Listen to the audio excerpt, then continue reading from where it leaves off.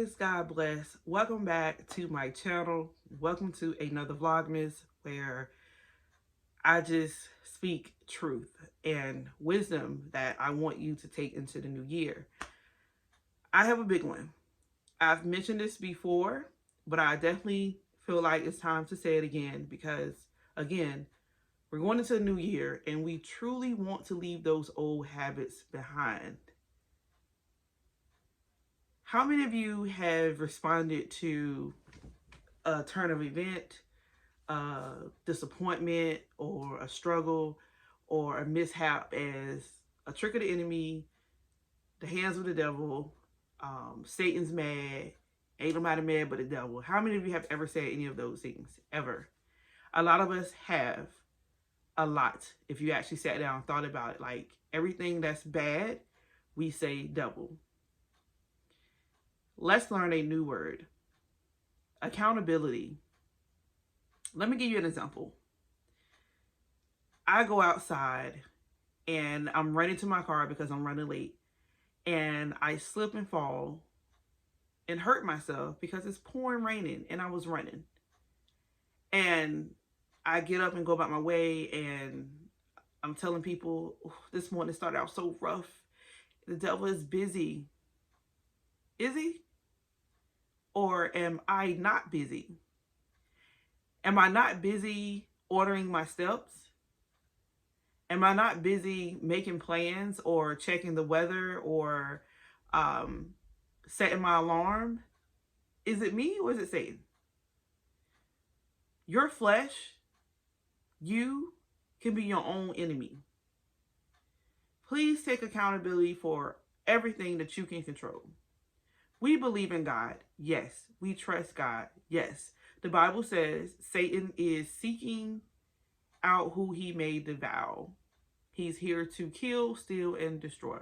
This does not take away what Satan is and can do. What I'm simply saying is there's another enemy, and it's called flesh. And this is flesh that wraps around your soul. This is where the accountability starts, that, hey, you yourself have been born in sin and shaped in iniquity. You are not, your righteousness is as filthy rags. Start with you. What can you do to make things better going into the new year? Are you a procrastinator? Let's work on things that will help you plan out your day, your task, your ministry, your duties. Are you thoughtless towards others?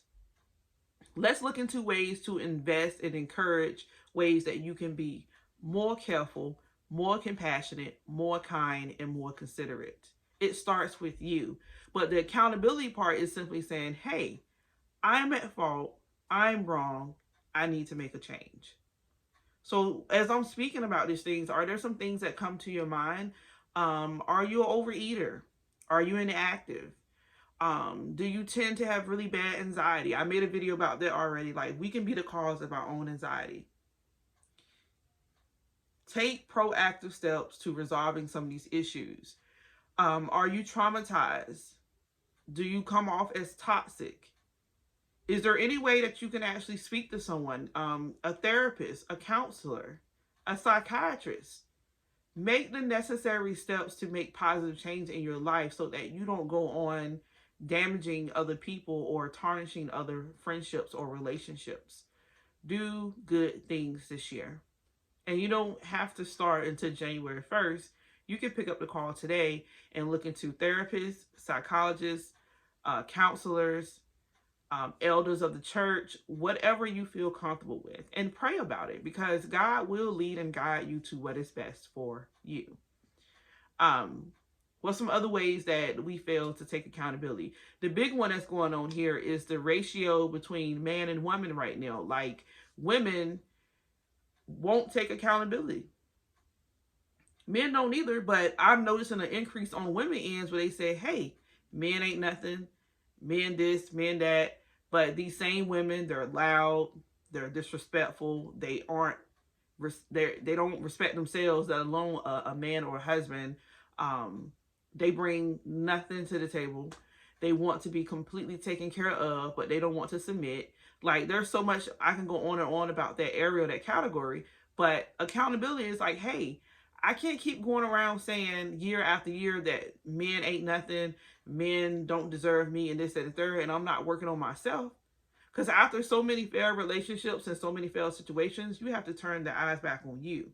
What are you doing?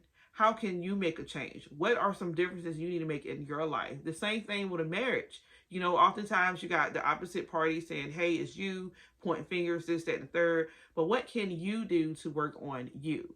Because nobody's perfect and we all need work. But the first step is admitting that, hey, there's a problem and it starts with me. A plain question: what is wrong with you?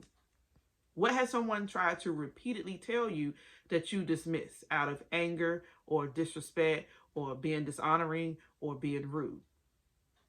Have you heard that you're mean? Have you heard that you're mouthy? Have you heard that you are shallow, or that you're disrespectful, or that you're a loudmouth? Have you heard that you're dishonest? That you're, I don't know, all the other negative words out there. That you're corrupt, toxic. Have you ever heard of these things applied to you? Just think about what you have heard repeatedly, that you're too loud, that you talk too much, that you're always in somebody else's business, or that you're cruel, or that you lack empathy and sympathy, that you're disrespectful. Think about the words that keep coming up over and over again from different people. At some point, you have to sit down and say, wait, whoa, I keep hearing that I'm disrespectful. How can I fix it? I keep hearing that I'm rude. How can I fix it? A fun exercise, well, I don't know if it's fun, but one thing that I saw is a simple question. Like, you just ask people around you that you care about, because strangers, you kind of, you know, they may not know you, but people that are around you most of the time, I dare you to ask, if there's anything wrong with me, what would that be to you? And get these answers. And this is not to say that you sit in this stuff and say, oh, woe is me, nobody like, no, that's not what it's for. This is for accountability purposes, where you say, hey, at the slight chance that there is some truth to this, let me investigate, let me dig deeper, let me figure out what I can do to make myself better. And it won't come easy, I can assure you, because sometimes it seems like when you're coming to conclusion what somebody has already told you, things tend to get worse. You tend to get more upset. You tend to get easily more irritated, because now you're like, oh, I'm the liar.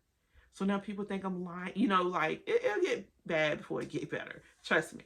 But don't lean on your own understanding. Talk to God, consult with him, and he will lead and guide you and order your steps, right?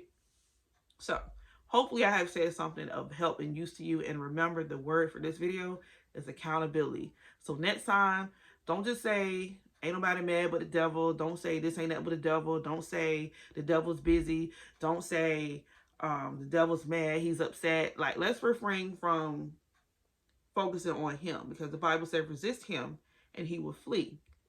But there's something that you can't resist, because it's all over you, and that's your own flesh. And that's another enemy. 3 enemies. I'm going to keep telling y'all this so y'all get it.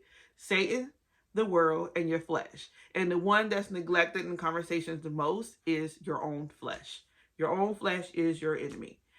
Seek God, talk to him, and he'll make it plain to you. I can assure you. The next time something's go wrong, something is a mishap, something doesn't go as planned, the next time somebody does something to you, or something doesn't work out in your favor, because that's a whole nother issue and topic that I'm going to talk about. But trust God and lean on him and not yourself. Accountability, people. I love you. God bless. Take care. Bye.